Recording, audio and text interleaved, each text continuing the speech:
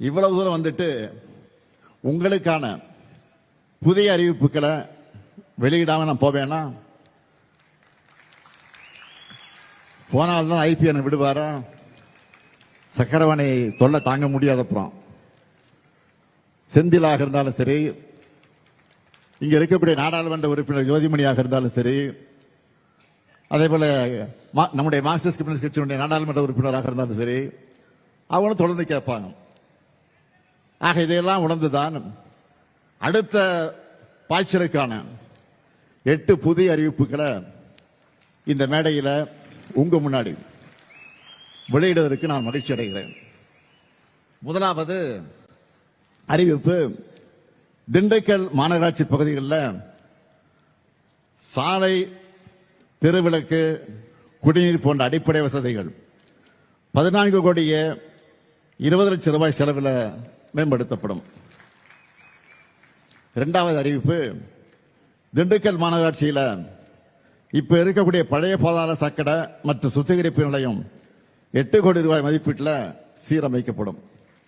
மூணாவது அறிவிப்பு, பழனி தண்டாயுதபாணி சுவாமி திருக்கோயில் புனித தீர்த்தலங்களான இடுமன்குளம் மற்றும் சண்முகா நதி 6 கோடி ரூபாய் செலவில் மேம்படுத்தப்படும். நாலாவது அறிவிப்பு, புதிதாக தொடங்கப்பட்டிருக்கக்கூடிய நத்தம் கலை மற்றும் அறிவியல் கல்லூரிக்கு 18 கோடியே 50 லட்சம் ரூபாய் மதிப்பீட்டில் புதிய கட்டடம் கட்டப்படும்.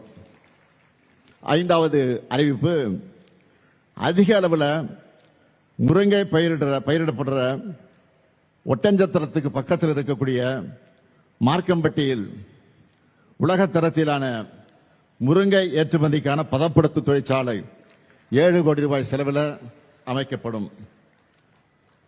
ஆறாவது அறிவிப்பு, கொடைக்கானல் மலைப்பகுதிக்கு வர்ற சுற்றுலா பயணிகளுக்கு 100 ஏக்கர் பரப்பளவுள்ள அனைத்து உட்கட்டமைப்பு வசதிகளுடன் கூடிய உலகத்தரம் வாய்ந்த சுற்றுலா முதலீட்டு பூங்கா கொடைக்கானல் வட்டம் வில்பட்டி ஊராட்சியில் சிப்காட் மூலமாக அமைக்கப்படும்.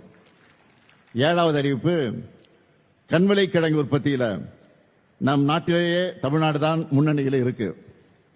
பெரும்பாலும் ஏற்றுமதி செய்யப்படும் இந்த பயிருக்கு நிலையான நியாயமான விலை கிடைக்க சம்பந்தப்பட்ட ஒன்றிய அரசு துறையோடு இணைந்து நடவடிக்கை எடுக்கப்படும்.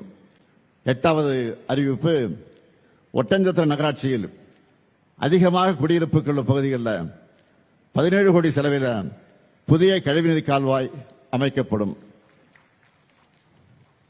ஆக இப்படி திண்டுக்கலுக்கு மட்டும் இல்ல, ஒவ்வொரு மாவட்டத்துக்கும் என்னென்ன தேவைகள் பார்த்து பார்த்து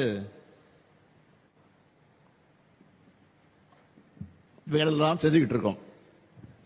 இதனால தமிழ்நாடு வரலாறு காணாத வளர்ச்சியை இன்றைக்கு பெற்று வீர நடை போட்டுக் கொண்டிருக்கிறது. உறுதியா நம்ம கூட நிக்குது. கடந்த 4 ஆண்டுகளா நாட்டு மக்கள் எல்லாருமே பாராட்டுகிற அளவுக்கு சாதனை திட்டங்களை செஞ்சுட்டு இருக்கக்கூடிய நம்ம திராவிட மாடல் அரசு 2026 புத்தாண்டு பிறந்ததுமே இன்னும் நிறைய திட்டங்களை அறிவிச்சிருக்கிறோம். நீங்க எல்லாரும் செய்திகளில் பார்த்திருப்பீங்க. அரசு ஊழியர்களோட 22 ஆண்டு கால கோரிக்கையான பழைய ஓய்வூதிய திட்டத்தை தமிழ்நாடு உறுதியளிக்கப்பட்ட ஓய்வு திட்டம் என்ற பெயரில் செயல்படுத்த நான் ஆணையிட்டிருக்கிறேன். செய்திகளை உடனுக்குடன் தெரிந்து கொள்ள கீழ்கண்ட கேபிள் மற்றும் டிடிஎச் நெட்வொர்க்குகளில் எம்நாடு செய்தி தொலைக்காட்சியை காணுங்கள். பாதகம் செய்பவரை கண்டால் நாம் பயம் கொள்ளலாகாது பாப்பா. மோதி மிதித்து விடு பாப்பா, அவர் முகத்தில் உமிழ்ந்து விடு பாப்பா. அண்மை செய்திகளை உடனுக்குடன் தெரிந்து கொள்ள இணைந்திருங்கள் எம்நாடு தொலைக்காட்சியுடன்.